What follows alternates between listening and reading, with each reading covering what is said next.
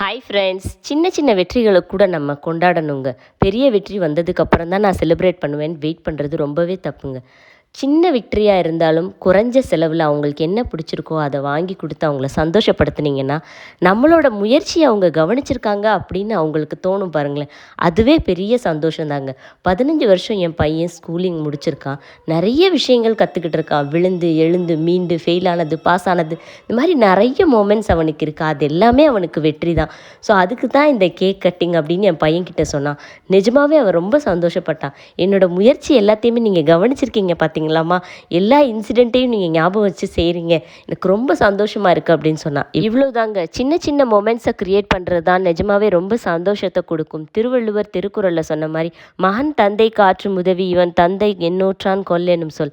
வளர்ந்து அவங்க நல்லவனாக உயர்ந்து நிற்கும்போது இந்த குழந்தையை பெத்தெடுக்க இவங்க எவ்வளோ தவம் செஞ்சாங்களோ அப்படின்னு மற்றவங்க நம்மளை பார்த்து கேட்கும்போது நமக்கு கிடைக்கிற சந்தோஷம் தாங்க உண்மையான சந்தோஷம். ஸோ அந்த சூழ்நிலையை நம்ம தான் ஃப்ரெண்ட்ஸ் குழந்தைங்களுக்கு உருவாக்கி கொடுக்கணும்.